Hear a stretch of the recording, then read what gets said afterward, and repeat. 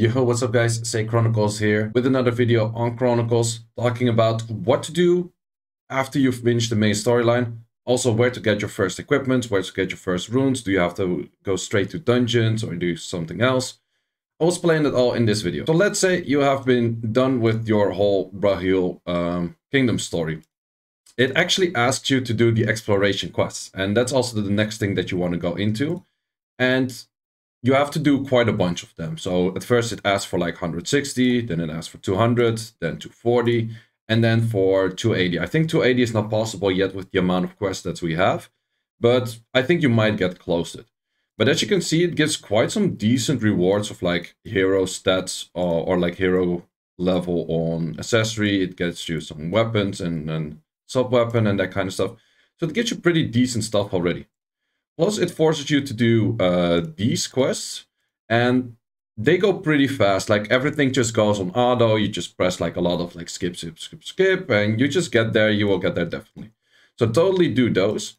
And actually, you will notice in the last area, you have a bunch of them that actually gives pretty decent runes as well. Like, for example, this one gives a pretty decent rune sets. You get, like, a bunch of gold. But this, for example, could be a good set on your Konomiya, because Konomiya is pretty nice on a set that is like the evasion. You also get your light weapon here in case you haven't had one yet. You also get the dark weapon here. So there's a whole bunch of things that are pretty useful from here that you totally want to get. Afterwards, what you also can focus on a bunch is doing these area dungeons. If you follow all of the area dungeons, you also get a bunch of runes. So at the higher grades, you get like the 4-star runes that are blue. And you can do that all the way, of course, up to this area. You do all of these. You get quite a decent amount of runes as well. Another place which is very interesting is to look for some of these monster stories. At some of the monster stories, particularly the Amazon asks you to do quite a lot of stuff. But as you can see, you get a lot of resources from it. So what do we have here? Like, boom, whole bunch of resources. Next step. Got a whole bunch of runes and stuff like that. So a lot of these runes you can actually just get from these things over here. And I already finished this one. But you get like so much good stuff here. Like, again, so many potions. And just it keeps coming. There's so much good stuff.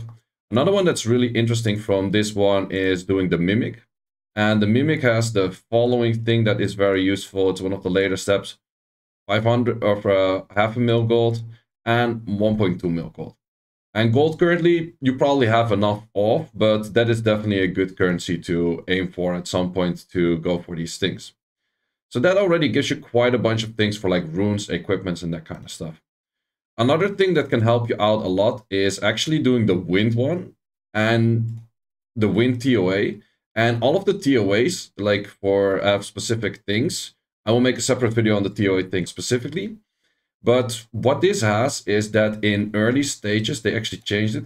You get some runes, and those runes are actually pretty good. So on level 6, you already get this rune.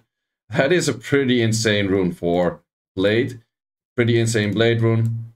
Pretty insane Blade rune. If you continue on, if you're able to clear it that far, you go for 16, Rage rune, Rage rune, and Rage rune. For the wind tower, you have to use all wind units. So in my case, I actually went in with a team, I think something along the line of this. And you just burst through the whole thing because they were not that strong. Of course, if these are ruined, like you don't have the bonus and that kind of stuff. You can also check that out for the other areas, for the other towers. And once again, on the 6, you will get specific runes, but those are sets that are less interesting for me right now. I'm not entirely sure where, for example, the which ones might be interesting is like Foresight. Like Focus could be interesting. What do we have on the 16? Sample, less interesting. What do we have on Dark? Swift runes. Swift runes in this game are less interesting, but I'll make a video separately on runes at a later moment. Okay, Foresight is over here. So these could be pretty interesting as well. And they have decent stats. Could be better for Foresight. You don't really want attacker stats on Foresight. You mainly want defensive stats on it. But yeah, those kind of runes you could aim for to get as well. That will help you out quite a bunch with getting some early runes. And the early equipment for what I have so far is mainly the stuff that I got from these quests. This one you get from your foggy quest, so that's also something you can start transitioning into. I think if you haven't done it that much and you should focus on is getting this adventure record. An adventure record is just a whole bunch of things that you have to do from time to time. And you just complete all of those and you get next steps, you get a bunch of scrolls, you get 4-star Devilmons, quite a lot of those, that is pretty nice. It will also start asking you to do raptures. I got this question a few times, like, why can I not do Sunken or why can I not do Distorted? They actually, since the most recent patch or the patch before that, they changed that you cannot do both every day. So it's kind of like what we have in Sky Arena with the elemental dungeons. So this day you can do that, like I think Mondays are like dark and blah blah, that kind of stuff. So this switches every other day, you can do one or the other. And I think in the weekend you can do both. So might you ask like, hey, why can I not find Distorted? That is why. Other things to focus on, of course, is your storyline, as I mentioned before. And you can clear all of the area stories except for like the main capital. For that, you have a bunch of things that you cannot really do yet, because sometimes like these take pretty long, like 15 Sunkens, that will take you a while, 15 Distorted will take you a while. Clearing multiple of the Foggy Prison, which I'll talk about in a second, will take a little bit. You can already work on doing the TOA stuff. So getting the TOA stuff done also gives you quite a bunch of rewards. Then you can go for like TOA hard, of course. And we also have those things for exploration, which you can start focusing on. Also, one that is pretty good, you actually have to clear the Light Amazon first for, and is this one, the Endless Trial, Endless Adventure, and Endless Subjugation. And these give pretty good rewards as well, including a pretty good rune set on one of them. Yeah, this one. Like here again, you get like pretty decent rune sets for just clearing these things. Like 3 rune sets straight up. That's why you get like your easy early runes, and that's definitely what you want to focus on. Talking a little bit about exploration. Exploration needs a little bit of explanation as well. You see like 2 things. Like for example, we have 2 times the spider in here, but what's the difference?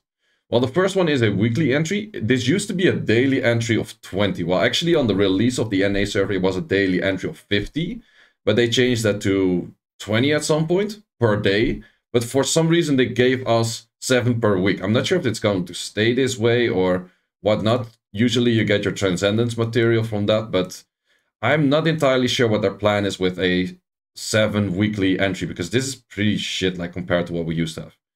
But then again, these are still open, so these also switch by the day, and you pretty much just choose which one you find easiest to clear. From upwards of level 2, if I'm not mistaken. Can I open one? Okay, I can't open one right now. But upwards from level 2, I think maybe if I do this one. Yeah, upwards from level 2, it also asks like, okay, you have to place a specific unit in there. So in this case, a fire warrior, and then exclude all wind units. So I'll be making a separate video on all of them, saying like, okay, what's my recommended team for all of them that also meets the requirements for higher levels. But I think most people are not at that point yet. Just clear that level 1. It is important that you make sure that you have the quest accepted that is over here. So you have these quests accepted, they give a bunch of skill ups, which you definitely don't want to miss out on. These and these haven't opened yet, since that we can do them. I wouldn't go for like a paid entry to finish these quests. You will get there the moment it is open for the day that it is a free entry to go into. Other things that you, of course, can start focusing on is TOA. But as mentioned before, I'll make a separate TOA video and actually release that later today. So if you haven't yet subscribed to the channel, like this video and you will see that video as well. And besides that, of course, you can slowly start going for your Path of Training. Path of Training helps you out with the XP potions, of course. Path of Adventure is the one that helps you out for runes. In most cases, you will start focusing on Tears of Clans to get those blades and those rage runes in. And then you also have Subjugation, which you might think is kind of useless, but this is what you get for materials for crafting stuff later. But also a video on all of these dungeons will come, I think, tomorrow or the day after tomorrow. So I'm just doing things step by step that you can kind of follow also what I'm doing. Maybe in a slower pace, maybe in the same pace, but at least there's something to give like a step-by-step guide of what things to focus on. So guys, Hope you enjoyed this video. Hope these gave you a bunch of tips. And see you in the next one.